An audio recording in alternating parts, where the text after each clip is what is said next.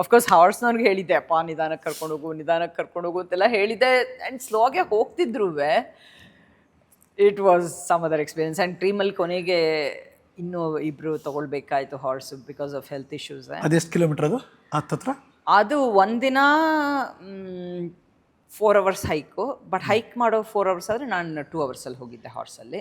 So ನಮ್ಮ guide ರೇಗಿಸ್ತಾ ಇದ್ದ, ನನ್ನ ಪರ್ಸ್ನಲ್ ಪೋರ್ಟರ್ ಒಬ್ಬ ಇದ್ದ, ನಾವೇ ಇವತ್ತು ಫಸ್ಟು ಅಂತ, ಯಾಕೆಂದ್ರೆ ಹಾರ್ಸಲ್ಲಿ ಹೋಗಿದ್ರಿಂದ.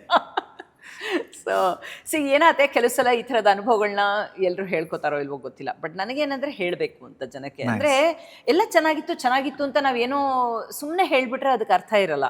ಈ ಥರದ್ದು ಆಗಬಹುದು, ಯಾವುದಕ್ಕಾದ್ರೂ ನಾವು ಮನಸ್ಸು ಓಪನ್ ಇಟ್ಕೋಬೇಕು ಅನ್ನೋ ಒಂದು ದೃಷ್ಟಿಯಿಂದ ನಾನು ಇದನ್ನು ಹೇಳ್ಕೊತಾ ಇದ್ದೀನಿ. ಇಲ್ಲಾಂದರೆ ನಾನು ಆರಾಮಾಗಿ ಮಾಡಿದೆ ಬಂದೆ, ನಾನೇನು ಇದಾಗಲಿಲ್ಲ ಅಂದರೆ ಯಾರು ಗೊತ್ತಾಗ್ತಿತ್ತು. ನ್ಯೂಸು ಇದ್ದುದಿದ್ದಂಗೆ ಅಂತ ಏನಿದೆ ಅದನ್ನ ನಿಮ್ಮ ಮುಂದೆ ಇಡ್ತಾ ಇದ್ದೀವಿ. ಅಷ್ಟೇ ನನ್ನ ಪಾಲಿಸಿ ಅದೇನೆ. ಯಾಕೆಂದರೆ ಇಲ್ಲಾಂದ್ರೆ ಏನಾಯ್ತು, ಎಲ್ಲ ಚೆನ್ನಾಗಿತ್ತು, ಎಲ್ಲ ಮಾಡಿ ಬಂದೆ ಅಂತ ನನಗೆ ಮಾತ್ರ ಗೊತ್ತಿರುತ್ತಲ್ಲ ಹಾರ್ಸ್. ಬಟ್ ನಾ ಹೇಳದೇ ಇದ್ರೆ ಅದು ನನ್ನ ಮನಸ್ಸಿಗೆ ಎಲ್ಲೋ ಏನು ಗೊತ್ತಾ, ಜನಕ್ಕೆ ಇದು ಒಂದು ಆಪ್ಷನ್ ಇರುತ್ತಪ್ಪ, ಏನೋ ಈ ಥರ ತೊಂದರೆ ಆದರೆ you can still do it ಅನ್ನೋದು ಒಂದು ಕಾನ್ಫಿಡೆನ್ಸ್ ಕೊಟ್ಟಂಗಾಗತ್ತೆ. ಸೊ ನನ್ನ ಎಕ್ಸ್ಪೀರಿಯನ್ಸ್ ಹೀಗೆ. ಅಫ್ಕೋರ್ಸ್ ಮನಸ್ಸಿನಲ್ಲಿ ನನಗೆ ಇದ್ದೇ ಇರುತ್ತೆ, ಅಷ್ಟೆಲ್ಲ ಮಾಡಿದವಳು 2 ದಿನ ನನ್ನ ಕೈಲಿ ಆಗಲಿಲ್ವಲ್ಲ, ಹಿಂಗಾಗೋಯ್ತಲ್ಲ ಅನ್ನೋದು. ಗುರು ಹೇಳ್ತಾರೆ, ಬಾ ನೀನು ಕೊರಗ್ತಾನೆ ಇರ್ತೀಯ ಅಂತ, ಅದು ತಲೆಯಲ್ಲಿ ಇದ್ದೇ ಇರುತ್ತೆ ಒಂಚೂರು.